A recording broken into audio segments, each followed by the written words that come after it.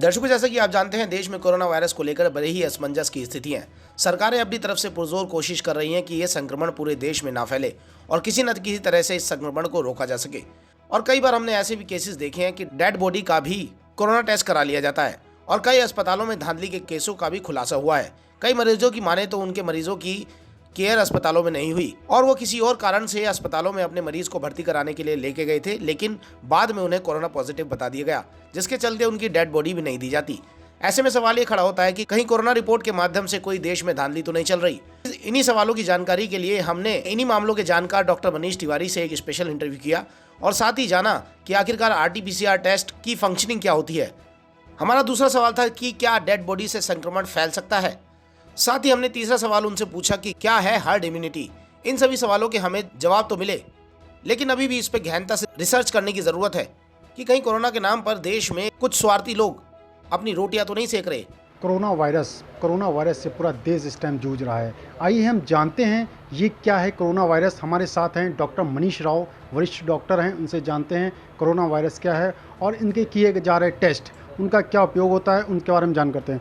Sir, बहुत बहुत स्वागत है मनीष जी हमारे चैनल में, भारत न्यूज़ में। सर, ये RT-PCR जो रिपोर्ट होती है, सर क्या है ये? देखिए, किसी भी अगर हम किसी भी बीमारी में या किसी वायरस को अगर हम चेक करते हैं या बैक्टीरिया को भी चेक करते हैं तो उसका हमें DNA फॉर्म पता होना चाहिए। और कोविड में प्रॉब्लम क्या है कि ये RNA फॉर्म में आता है। तो अब इसके लिए हमें जो टेस्ट करना पड़ा उसमें DNA से जो इसका RNA है, RNA से DNA में इसको चेंज करना पड़ा। इसीलिए जो टर्म है RT-PCR, इसका फुल फॉर्म है reverse transaction polymerase chain reaction. अब इसमें क्या होता है कि जो RNA फॉर्म मिलता है हमें, उसको हम लोग DNA में कन्वर्ट करते हैं और DNA में कन्वर्ट करके एक प्रिंटिंग तैयार की जाती है।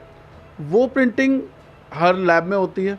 अब आपसे अगर कोई टेस्टिंग की जाती है, बॉडी से निकले हुए किसी भी फ्लूइड को जब टेस्टिंग पे लिया जाता है तो उसकी प्रिंटिंग को जो लैब की प्रिंटिंग होती है उससे मैच कराया जाता है। अगर वो मैच कर जाता है तो RT-PCR पॉजिटिव निकलता है।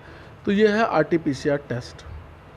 सर, जैसे कि कहा जा रहा है डेड बॉडी से जो लोग इफ़ेक्टेड होते हैं इसमें कोरोना वायरस में, लोग डेड बॉडियों को नहीं छूते हैं। क्या सर ये डेड बॉडी से कोरोना इन्फेक्टेड होता है?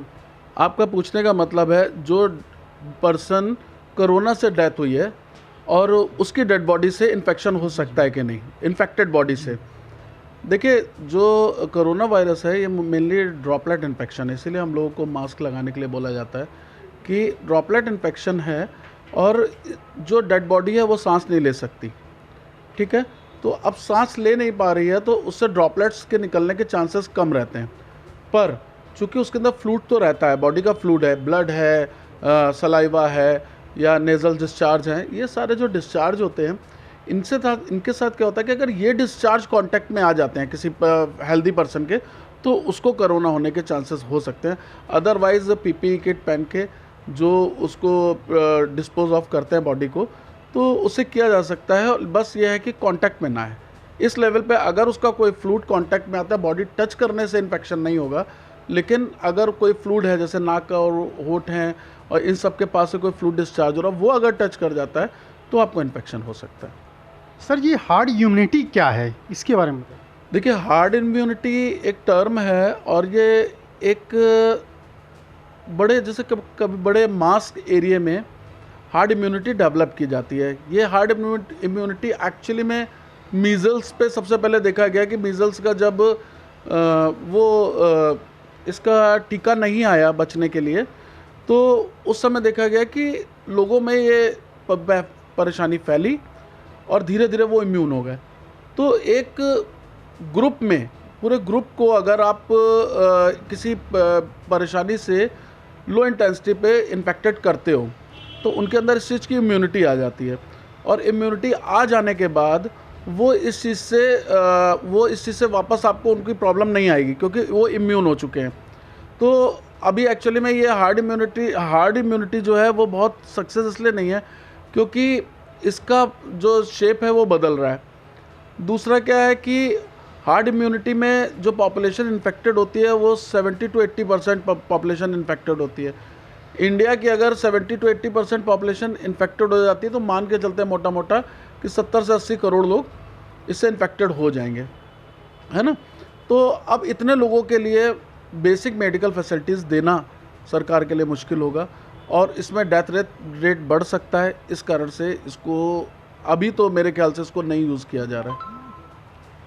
ये हमारे साथ थे बड़े वरिष्ठ डॉक्टर मनीष राव, जिन्होंने कोरोना वायरस पे सारी जानकारियाँ दी, जिसके बताया हार्ड इम्यूनिटी क्या है, डेड बॉडी से अगर इन्फेक्शंस बढ़ता है कैसे क्या होता है, RT-PCR के बारे में सारी जानकारियाँ दी।